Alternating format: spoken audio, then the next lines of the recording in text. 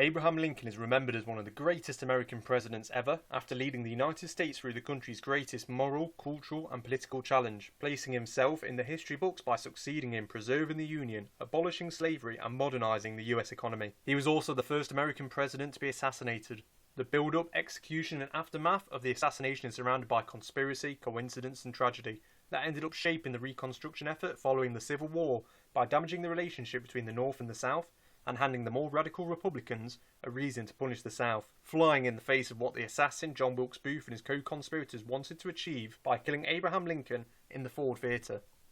But did you know that Abraham Lincoln's assassination was part of a larger plot to decapitate and weaken the United States government by taking out the heads of office, including Lincoln's Secretary of State, who suffered a brutal attack on the very same night? Or that Abraham Lincoln actually had a premonition of the assassination 3 days before in a dream? Or that the trial after the assassination led to the hanging of 4 conspirators in the investigation, including the first woman to be hanged by the United States government? This short 7 minutes in history documentary will cover all and more. And if you like this video, please subscribe and let me know in the comments if there are any other topics you would like to see me cover.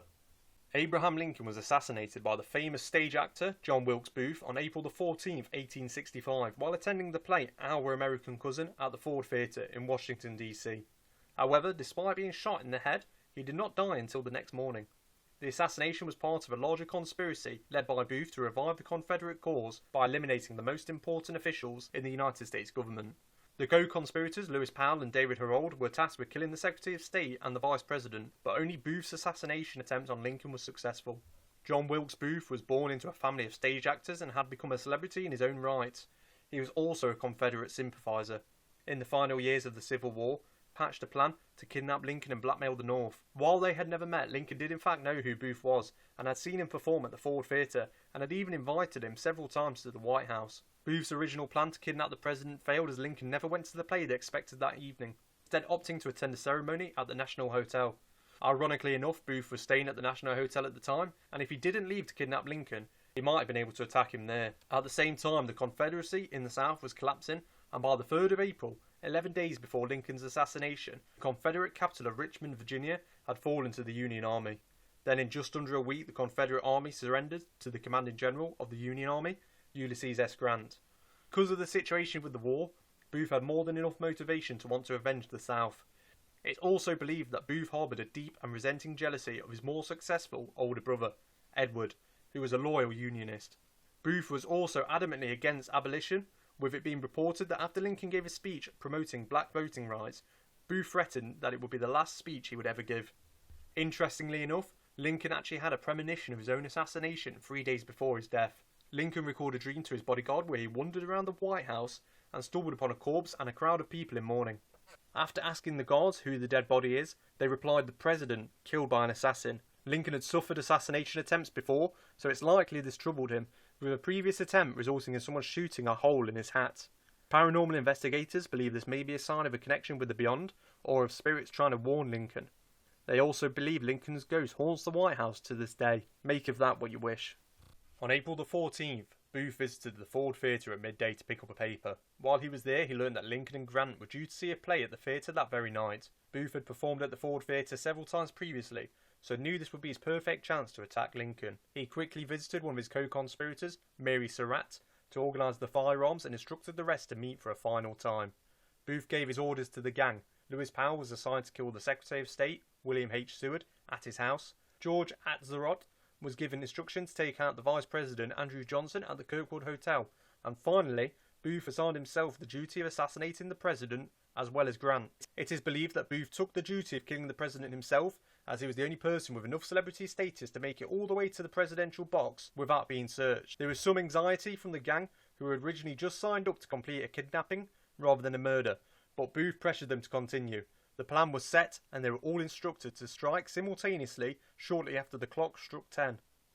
Booth's plan to decapitate the US government was doomed to fail from the start, as Grant decided not to attend the theatre that evening, as his wife and Lincoln's wife had recently fell out. Lincoln himself nearly cancelled as his wife developed a headache, but due to the media reporting Lincoln's attendance, he talked her around to attend. The presidential party arrived late to the theatre, paused the play and played Hail to the Chief, while the audience applauded. Booth had been waiting in a nearby tavern having several drinks to work up the courage.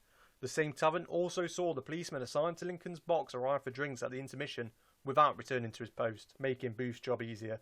Booth entered the theatre at 10 past 10 and made his way straight through the first door to Lincoln's box and barricaded it, then waited for the right moment to strike. Booth knew the play by heart and waited for a joke to land in the play, rightfully expecting a rapturous laughter to hide the gunshot.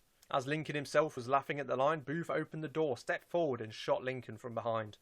Major Rathbone, who had joined Lincoln in the place of Grant, tried to restrain Booth, who drew a knife on him before tumbling out the box and landing awkwardly after a 12-foot drop. From there he swept across the stage and exited the theatre through a side door, evading capture for nearly 2 weeks. Lincoln did not die immediately. An army surgeon who was in the theatre attended the president and tried to sustain his injuries. Another doctor joined the surgeon and they moved Lincoln to a nearby house, deciding that a carriage ride to the White House would be too dangerous for him. Through the night Lincoln's condition stabilised and there was a positive atmosphere around him. However, by the morning Lincoln passed peacefully without suffering. The other parts of the plan did not go as intended. Booth had assigned Powell to assassinate the Secretary of State, Seward, and Atzerodt to kill the Vice President Andrew Johnson. Neither succeeded, with Seward's neck brace he'd been wearing from injuries he received earlier in the month protecting him from any fatal blows from Powell's knife, and Atzerodt arrived at the correct hotel where the Vice President was staying. However, instead of carrying out the hit, he got drunk, ditched the knife, and wandered the streets. The hunt for the conspirators became one of the biggest manhunts in US history, with thousands of troops and volunteers taking part. Booth was found on the 26th of April at a farmyard, 12 days after the assassination. Once the barn was surrounded, Booth tried to fight his way out but was shot in the back of the head, an inch below where he shot Lincoln. Booth died 2 hours later. By this point, the rest of the conspirators had already been captured. With all the accused captured, a trial was arranged and the verdicts dealt out following a 7-week trial. Mary Surratt, Lewis Powell, David Herold, and George Atzerodt were all sentenced to death by hanging, with Surratt being the first woman executed by the United States government. Booth had hoped that Lincoln's death would result in a revival of the Southern cause, but this didn't happen.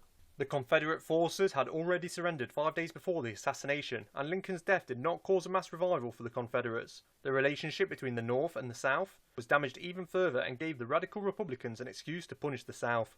It also put Andrew Johnson as president, who had a poor relationship with Congress, and sided with the Republicans. Lincoln had different plans for the Reconstruction period, wanting to reintegrate the Confederate states into the Union and arrange for presidential pardons for all Southerners who swore an oath of allegiance to the Union. So I guess it could be argued that Booth's actions resulted in harsher penalties for the South, almost having the opposite effect of what he wanted.